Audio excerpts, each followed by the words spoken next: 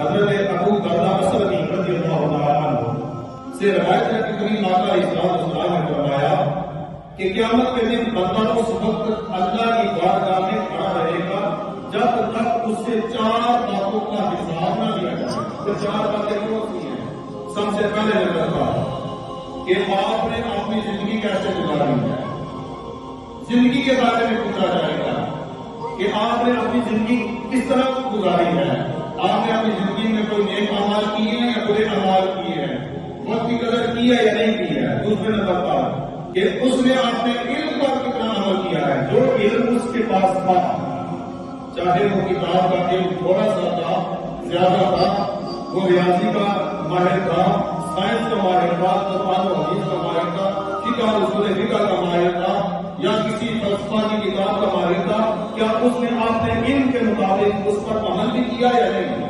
اگر عالم تھا، قرآن کا حافظ تھا، قرآن کا قاری تھا، کیا اس نے قرآن کو پڑھ کر اس پر عمل بھی کیا یا نہیں؟ یہ اس سے پوچھا جائے گا. اب تیسرے نمبر پر نبی کریم علیہ السلام نے فرمایا اس سے پوچھا جائے گا کہ جو اس نے رزق حلال کمایا اس نے خرچ کہاں کیا. تیسرا سوال کیا ہوگا کہ اس نے مال کہاں پر خرچ کیا ہے. چوتھے نمبر پر آگے چلیے کریم آقا علیہ السلام نے فرمایا کہ اس نے اپنے کس کام میں کفایت رکھا، یعنی کہ آپ نے جسم کو کس اندر مصروف کیا رکھا. یہ 4 قسم کے یعنی جو سوالات ہیں یہ کریم آقا علیہ السلام نے فرمایا اس بندہ مومن سے پوچھے جائیں گے. آپ مجھے بتائیے کہ ہم ان 4 سوالوں کے لیے اپنے آپ کو تیار کرتے ہیں یا نہیں؟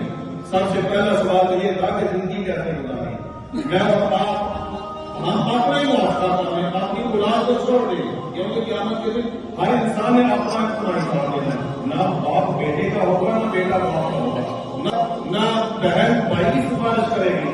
ہر انسان نے اپنا حساب دینا ہے. تو آج ہم اللہ کے گھر میں بیٹھ کر اپنا ہی محاسبہ شروع کر دیں. کیا ہم نے اپنی زندگی کو بہتر اصولوں کے مطابق گزارنے کی کوشش کی ہے؟ اگر نہیں کی تو آج سے عہد کر دیں کہ ہم زندگی اچھے طریقے کے ساتھ گزاریں گے. ان اچھے طریقوں میں سب سے پہلے نمبر پر نماز آتی ہے. آپ اگر نماز نہیں پڑھتے تو نماز کے پابند بن رہے ہیں، نماز کے عادی بن رہے ہیں. اگر آپ دن میں 5 اندازے نہیں پڑھ سکتے تو 4 پڑھیں، 3 پڑھیں، 2 پڑھیں، 1 پڑھیں.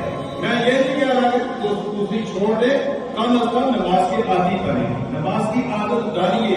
جب آپ اپنے اوپر نماز فرض سمجھ لیں گے، فرض تو سمجھ گئے لیکن عمل نہیں کرتے، عمل کرنا شروع کر دیں گے تو ایک دن انشاءاللہ ایسا آئے گا کہ آپ 5 وقت کے نمازی بن جائیں گے. دوسرے نمبر پر جو نبی کریم علیہ السلام نے فرمایا کہ اس میں آپ نے علم پر کتنا عمل کیا. آج میں اگر حافظ قرآن ہوں، عالم قرآن ہوں، آپ ایک ڈاکٹر ہیں تو آپ ایک مسیحا ہے. ڈاکٹر جو ہوتا ہے ایک قوم کا مسیحا ہوتا ہے کہ اسپتالوں میں جائے تو لکھا گویا اس نے اگر کسی ایک شخص کی جان کو بچایا، گویا اس نے پورے انسانیت کی پوری جان کو بچا دیا. کیا ڈاکٹر حضرات جو آج ہمارے اندر موجود ہیں، کیا وہ اپنی ڈیوٹی ذمہ داری کے ساتھ پوری کر رہے ہیں یا نہیں؟ یعنی کہ علم ہے نا، ڈاکٹر ایک علم ہے. جو علم بھی انسان کے پاس ہو، ایک ٹیچر ہے، استاد ہے، کیا وہ وقت پر جاتا ہے یا نہیں؟ کلاس روم میں بیٹھ کر ویسے گھر کے کاغذ تو نہیں آ جاتا.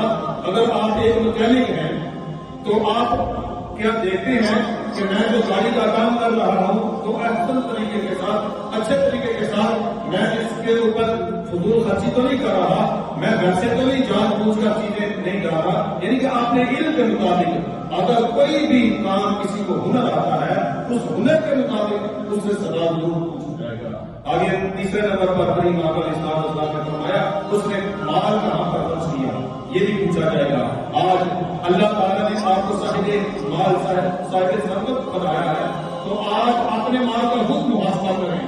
یہ مت سوچیں کہ ہم نے مال اکٹھا کر کے اپنی اولادوں کے حوالے کر دینا ہے، اب وہ جانے تو ان کا کام نہیں، بلکہ جو مال آپ نے کمایا ہے اس کا حصہ بھی آپ نے دینا ہے. چاہے وہ 1000 ہو یا 1 لاکھ ہو، 1 کروڑ ہو یا 10 روپے ہو، اس کا حساب آپ نے دینا ہے. اس کو اچھے طریقے کے ساتھ خرچ کریں. کوشش کریں کہ رزق حلال ہی کمائیں. رزق حلال جب تک کمائیں گے آپ کی سکون کے اندر رہیں گے، آپ کی نسلیں، آپ کی اولادیں، اولاد در اولاد سکون کے اندر زندگی بسر کریں گی.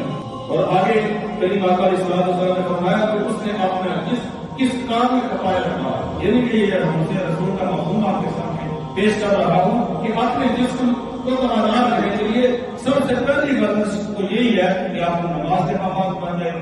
نماز عادت آپ پڑھتے ہیں، نماز کے ساتھ ساتھ آپ اپنے ہاتھ کے ساتھ کسی کو تکلیف تو نہیں دیتے، پاؤں جو آپ چل کر کسی کے ایسے گناہ کی طرف تو نہیں جاتے، آپ آنکھ کے ساتھ کسی کو تکلیف تو نہیں دیتے، کان کو یعنی کہ تکلیف تو نہیں دیتے۔ کان کی تکلیف کیا ہے کہ پوری مجلس میں بیٹھنا، برے یعنی کہ کان باتوں کی طرف دھیان دینا، گانے سننا، اس طرح کی خواہشات گفتگو سننا، یہ کانوں کی تکلیف ہے۔ کیا جسم کو بھی آپ سکون دیتے ہیں یا نہیں دیتے؟ یہ سوالات پوچھے جائیں گے۔ عزیز دوستو، یہ جو 4 سوالات ہیں ان کے لیے ہمیں اپنے آپ کو تیار کرنا ہوگا۔